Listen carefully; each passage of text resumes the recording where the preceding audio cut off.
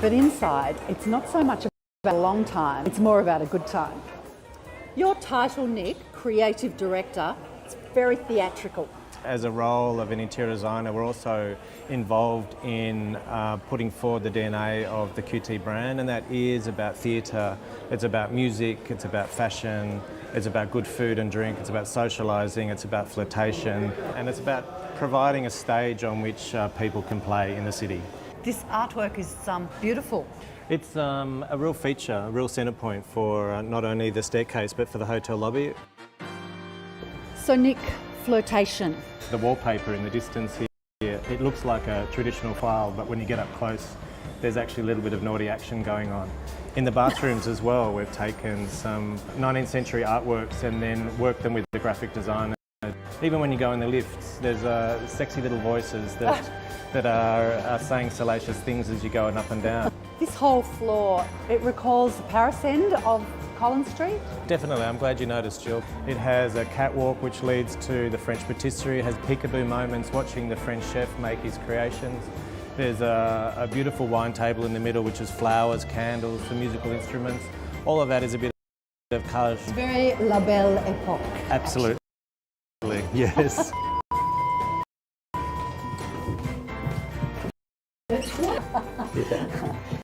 I did hear that. This is a really different look. The industrial elements of Royal serves play at all. They are a bit of a reference back to what Shelley Indic Architects did for us in the room. So they're in the middle of the city. Like It's a dirty little amazing space on top of the hotel. This is a place that is all about industrial but highly decorative. Rough against smooth against polished. Our team of property builders are counting down the top 10 architectural statements in Victoria. Really a wide range of different buildings, and it's a really interesting process.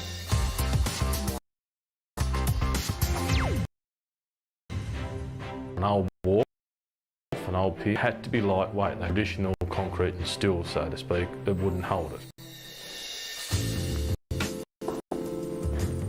This is a 21st century library. It's not just about the books, it's about how we live. It has a cafe, a performance space, and even a recording studio.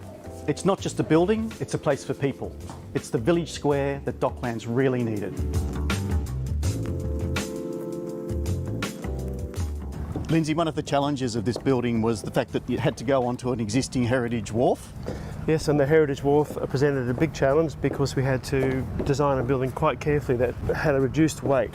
The weight of the timber was about 30% less than traditional building materials. So the whole building is built from timber, not out of concrete and steel and brick like a normal building. And I understand it all came flat packed, like an IKEA set. 21 shipping containers from Austria arrived on site in sequence. It took 6 carpenters 60 days to put the whole structure up.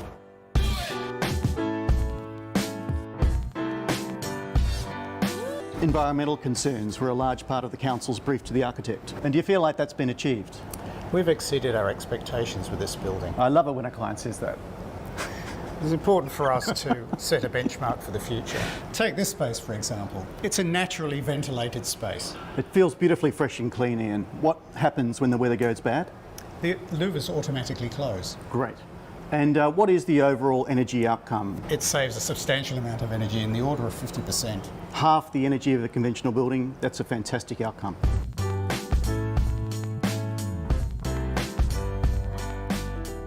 Lindsay, it's a lovely, wide, generous stair connecting the levels. Well, amazingly, the whole stair was taken out of its container and placed on site within 1 hour. Wow. And we can see the joints, we can see the thickness of the timber. It's got a lovely tactile, authentic feel. Well, we really wanted people to understand how the building was made. And from here, I can really get a strong sense of the timber structure of the building. Well, you know, in high winds, it even creaks like an old boat. Fantastic. So, Docklands.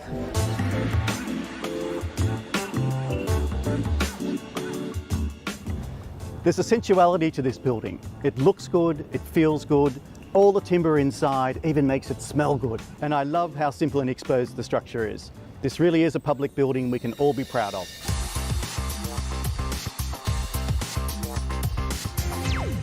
Our team of property, building and design industry leaders are counting down the top 10 architectural statements in Victoria for the year. Architecture is important because it's part of our lives.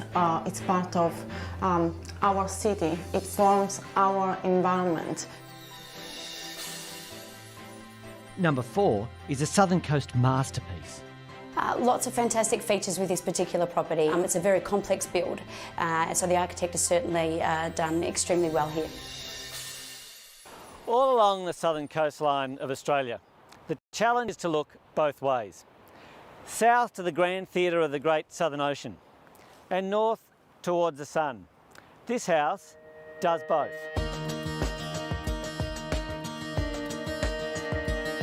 So John, what a remarkable site, what a remarkable house, and the view. Just hit us straight on when we first came here was this incredible panoramic view that spans from Aireys Inlet to Lorne. Of course, to take it into another dimension, we thought to break it into a series of platforms, each one as a set piece with a different aspect of this great view. The house seems to twist and fold. It does exactly that as part of an iterative process that accorded with, I think, a really appropriate planning requirement, that we sit on this bit of virgin landscape in accordance with the silhouette behind.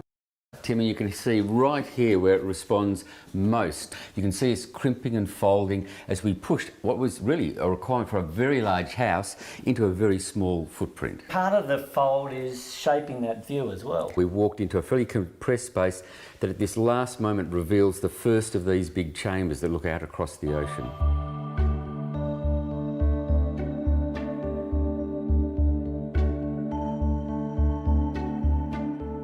So at the centre of the house, John, you've got a north-facing courtyard capturing that sun. It's almost like the house is wrapping its arms around the courtyard. It has to do that. The winds, it's a bit of a southerly buster out there, have to provide a release to the living chambers on this. And there's 3 of them either side of the living room that allow life to continue outside the house at these times. And here, after all the journey, here's the point we reveal the view utterly. Wow, in all its glory. John, I can't see another house. We are alone. No, it gives you part of this further crimping and folding to actually exclude every other distraction to create a platform that is just us and the vast panorama. This home feels less like a house than a fine piece of cabinetry. It reminds us that our own homes don't need to be the square boxes they've always been. Number 3 was a wild card and a favourite of landscape architect Kirsten Bauer from Aspect Studios. It's like this sort of animal going through the park, you know what I mean? So it's got these people talking about dinosaur legs or giraffe heads as light. So in a way it's very elegant, and if it wasn't done by an architect it probably wouldn't have been as a beautiful bridge.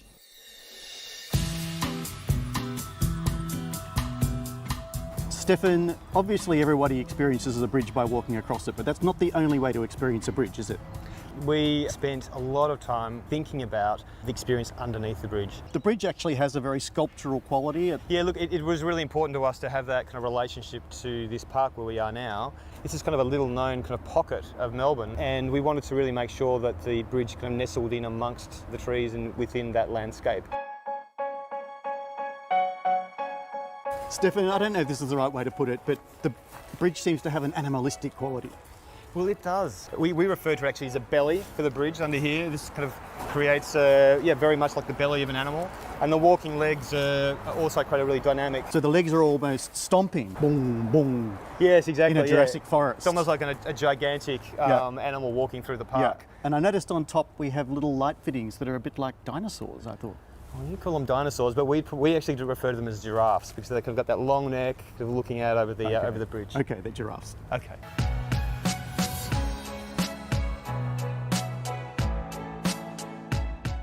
Stefan, this part of the bridge feels a little bit like a balcony. Well, that was very much the intention, Peter, and it's to look across this piece of Melbourne's history, our Speaker's Corner, where people would gather since the end of the 19th century to talk about the issues of the day. That stitches the bridge and the design of the bridge directly into the history of the site. It's not expected that architects would design bridges. People would normally expect that's an engineer's job. Well, engineers are closely involved, obviously, but as an architect, you can offer something else. The first structural engineers' drawings for the project are actually very simple, and they get you from point A to point B. But it's this lightweight steelwork that wraps around the outside that is like a filigree and refers back to the branching of the trees and the parks just adjacent. So we've got this strong concrete bones, and then we've got this nice negligee around it. Exactly, it's a very good way to describe it. Stephanie's right, you know. Why shouldn't architects design bridges? Tanderum means welcome and safe passage. And the Tanderum Bridge is a gutsy and yet delicate connection between the tennis centre and the city.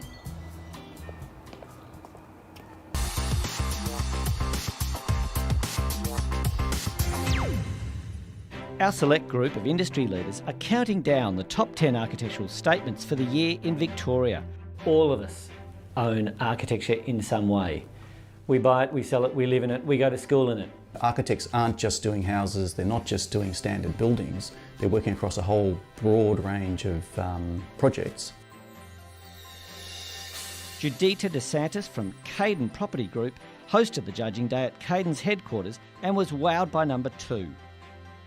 The detailing, it's so precise, and the combination of the materials, of the timber, of the zinc roof, of the concrete wall is just phenomenal. When we think about agricultural buildings, we think about simple, robust structures where we don't care too much about the fine detail. This project has an attention to detail that you'd normally find in a home or a gallery.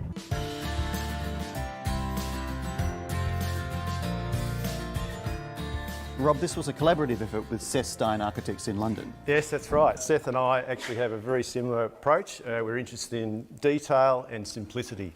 And we love this curve. Yeah, the curve's quite deliberate, not only for the framing aspect, but also so the horses in the stalls can actually focus out the activity in the arena. Very limited palette of materials. We dealt with timber, this Tassie oak and spotted gum, rammed earth and a zinc roof. I love this recessed door handle. Yeah, well, I'm actually an industrial designer as well, so this level of detail really fascinates me. It's a bit like an old Land Rover door handle. The whole flush finish is impeccably detailed. It's really way beyond the quality you normally see in a farm building. The rammed earth's an interesting choice. It's a material that's normally found in high-end housing. Yeah, well, it's a good, honest, robust material. And the light's coming from both sides of the room. It's a rule that we use in housing. Yeah, natural light and also cross ventilation at low level here with the windows and doors and at high level with the eaves. But the views are important because horses, like humans, want to be connected to their environment. They're smart creatures. I mean, I could actually live in here. And horses do. Rob, I love the elegance of the roof. It's a really important factor of the whole building, so we pay a lot of attention to it. We turn our back to the really cold prevailing winds to the south, and it opens up to the north. And that's exactly the same principle we'd use for a good quality house. Yeah, and why change that?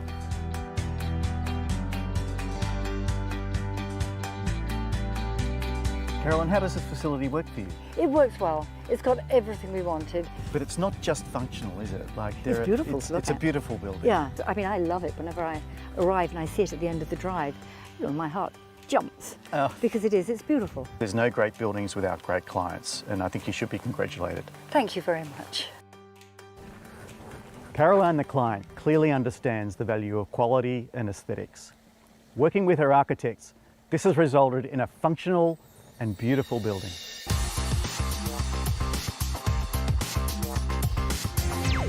And now our judges pick for number 1.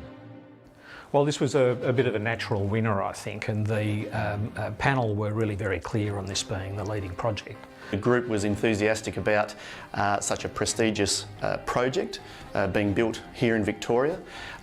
Internationally renowned architect, and it's really brought a skill set and a style to Melbourne that's really resonated with the group. I like the materials that have been used in this project. I think it's a limited palette, but it works beautifully. The Andre Casillas house in Camberwell is really a world-class piece of architecture.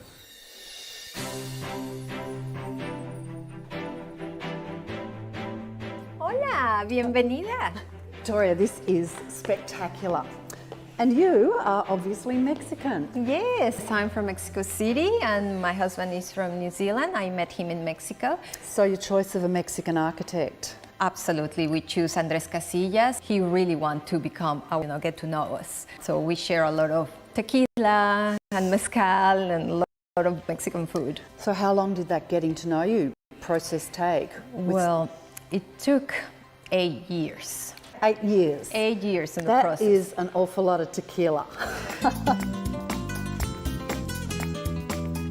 Come on, Jill, I want to show you just around the pool. So this is what's hidden around the corner. I love these architectural surprises. And we are actually standing on some Mexican volcanic stone that we brought from Mexico. You're kidding, you brought this all the way from Mexico? Yes, we brought a lot of things from Mexico for our house, just like the pots you saw before. Yeah, the big terracotta pots. Tequila pots. They're actually That would be tequila right? pots. Yes.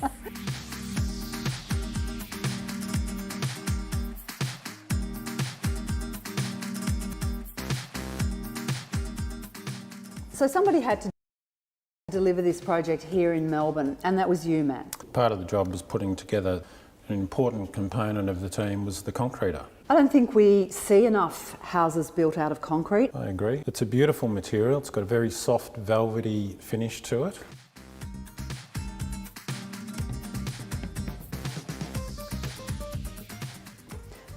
So Matt, this space up here is really quite unusual. It's got a real sense of compression. Yeah. I can actually touch the ceiling. Yeah. And look, that was an intended part of the architecture. So in here we've got a very low ceiling, so you feel sort of cosy and compressed, and then we come out here to the living areas and it explodes into this, triple story void spaces, which are really quite spectacular. Oh, extraordinary.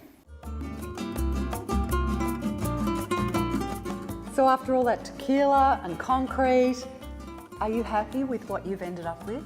Definitely, yes. I feel we have Mexico in our home every day.